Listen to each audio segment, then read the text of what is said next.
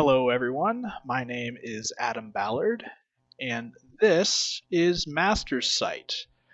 This is a channel that I've been wanting to do for a long time. It's going to be based around battle reports, and specifically battle reports from tournaments. So, something that I see a lot of online is just general battle reports from practice games. But one thing I think would be interesting is to see a full experience from an entire event, beginning to end. So that's what I'm going to provide you here on this channel. So the goal, the format of what I want to do here is in this video, I'm going to be going over a list uh, and explain the event that I'm going to and kind of the rules breakdown of that. And then I will follow up this video with a battle report, a new video for each of my games. In this event, it'll only be a 3-game tournament, so I'll have 3 individual battle reports, and hopefully be able to provide some tactical insight into my play and how I did at the tournament, as well as just a general review of the tournament as a whole, who was there, who was running it, would I go back, would I recommend it, all those things. So really want to dive into the Kings of War tournament scene and encourage everybody to come join us if you haven't been to a tournament before. Let's go ahead and get started by introducing myself a little bit further because I'm sure a lot of you are wondering who is this guy and why would I care about tournaments that he's going to or games that he's playing. So for those that don't know me, I'm Adam Ballard. I'm out of Omaha, Nebraska, here in the States, and I have been playing Kings of War since 2nd edition. I'm a Warhammer refugee. So when Warhammer blew up their world, I, like many others, came over to Kings of War, and I've been loving it ever since. So since I've come to Kings of War, I have several major tournament victories, whether it's best generals or best overalls. Some of those tournaments include Dragonfall, Renegade, Lone Wolf. Just want to say 2-time back-to-back best general. Come at me, Texas. And then also most recently, my biggest accomplishment is winning the U.S. Masters in 2022. So hopefully that's a good enough resume for some people to care what I have to say about Kings of War and how I play it. So that's me.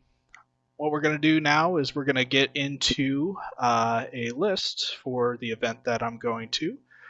So I am going to Kansas City this tomorrow, actually, Saturday, December 3rd, for a one-day event. The event is being hosted by Michael Sigler and Josh LaFoon. It is going to be 2,300 points. It is a 3-game event.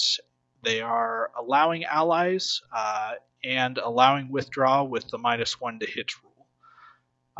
The rest of the event is pretty standard, straightforward. There's no special characters or anything else. Being a one-day, just wanted to keep it simple and get some guys out to play some games. So with the one day, they had a pack with all the percentage breakdowns. But just to summarize, in general, battle's going to be worth at least 50, if not 60% of your overall score.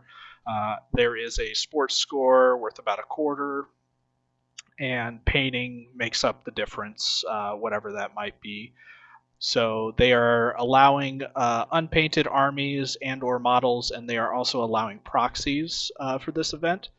The goal there is they are trying to get newer local players into the tournament scene. So they want to encourage everybody to come out no matter where they are in their army projects. So what you'll see in these pictures that we go over is that I have some stuff that definitely doesn't fit an elf army.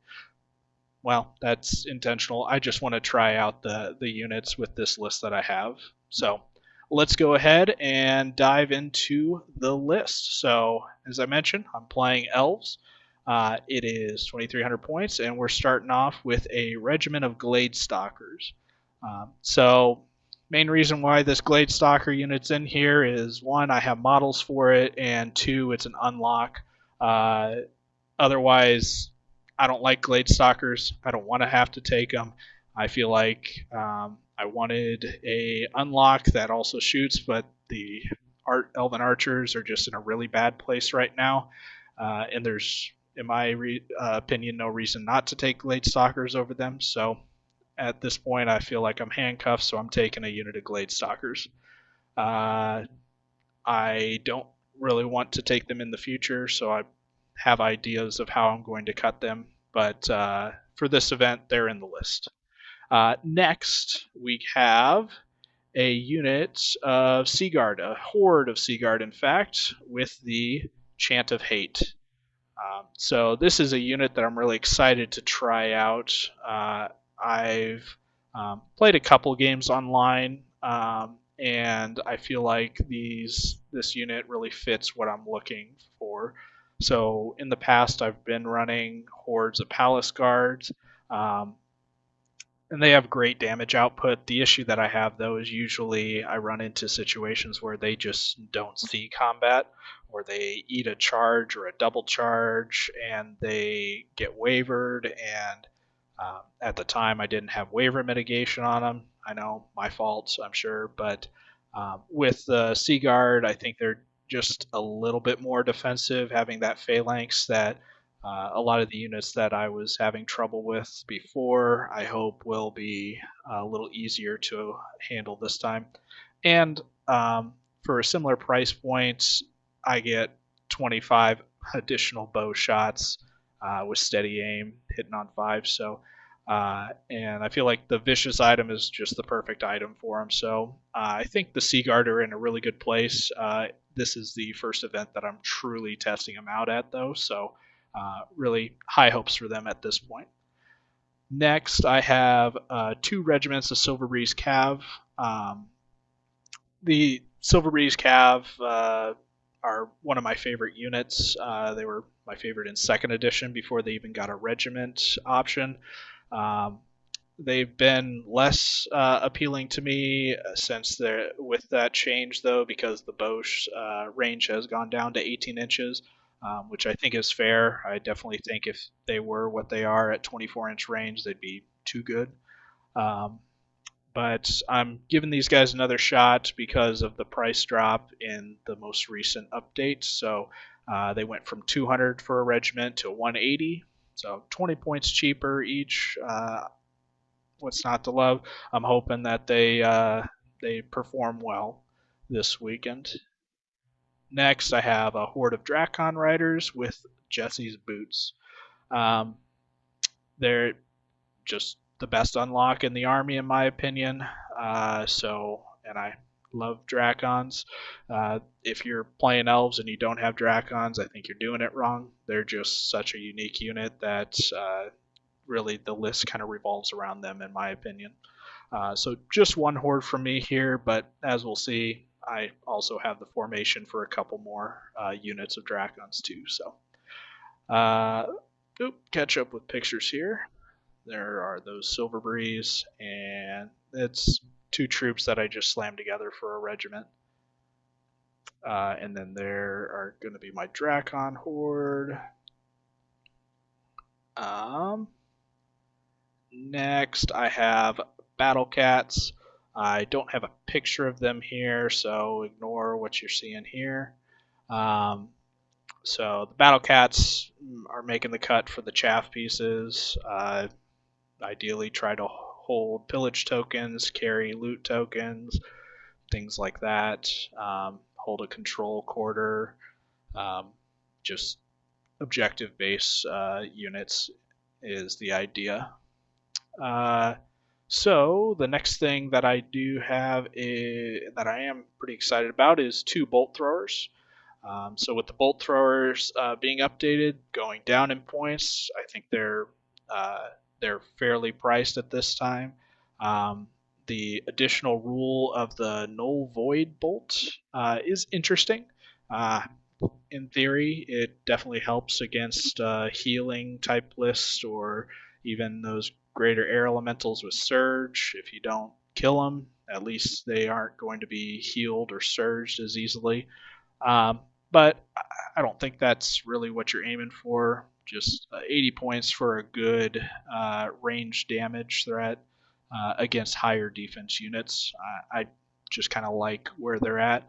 No unit strength is always the big issue for war machines, though. So we'll see if they're worth their weight at this point. Next, I have an Elven Archmage who is mounted and has.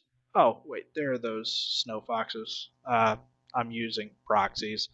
Or I'm sorry, snow foxes. Battle cats. I'm using proxies, so battle cats are actually going to look like snow foxes this weekend. So, anyway, back to the Elven Archmage. So, Elven Archmage on a pony. He has the Boots of Levitation, and he has Alchemist Curse 4. So for 150 points, this is a really strong piece from the couple times that I've played it. I know I'm not the first one that's been doing this. I know Keith Randall has had success with it at Masters, and I know several other people have been using something similar, whether it's in elves or other armies. But man, the Alchemist Curse on a Boots of Levitation, you can shoot it off first turn. It combos well with the bolt throwers to really threaten those higher defense type units at range, where just the normal bow shots of the elves typically can't do that. So I've been excited and have had a couple of good showings with it. So I'm excited to get it on the table and play with it and see how it does. So in the same boat here, Nimue I think is also just a great piece. Very similar fashion. The one-time Boots of Levitation flying speed 10 is really good when comboed with it, the Cloak of Death and providing Fireball to get shattering onto units. When you already have so much shooting in the army, I think Nimue is just a really good addition. On top of that, elves typically struggle with inspiring, and Nimue has just flat inspiring, so it's no longer situational. That wasn't this edition, but the previous edition that was updated. So again, 150 points. I think it's a really great option.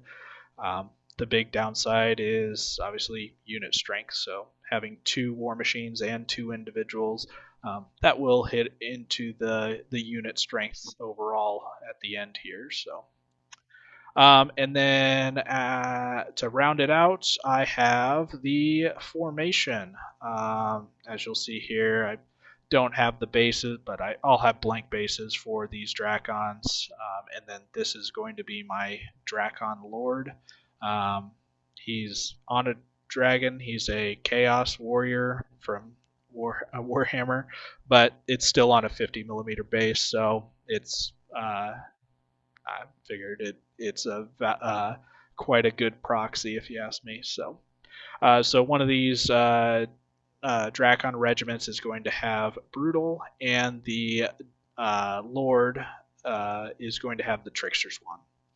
So for those that don't know the formation for elves, it gives the regiments of Drakons Nimble and Spell Ward, and it gives the Drakon character Rampage D3 and Spell Ward as well.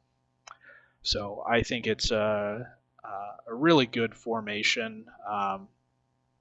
The regiments of Drakons are somewhat fragile, but with the Spell Ward, they're a little bit less fragile. They're really mobile with Nimble, so you can keep them into the trees and kind of keep them behind. Like I have multiple units they can stay behind with the Silver Breeze Cav.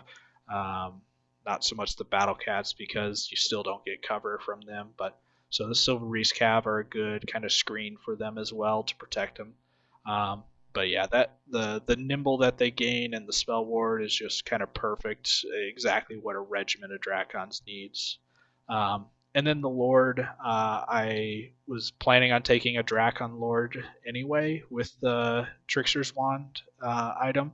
So since he comes in the formation and you get a couple extra things for a little bit more, it just kind of worked out into exactly what I wanted this list to be in the end. So to round it out, I have 14 total units with 21 total unit strength.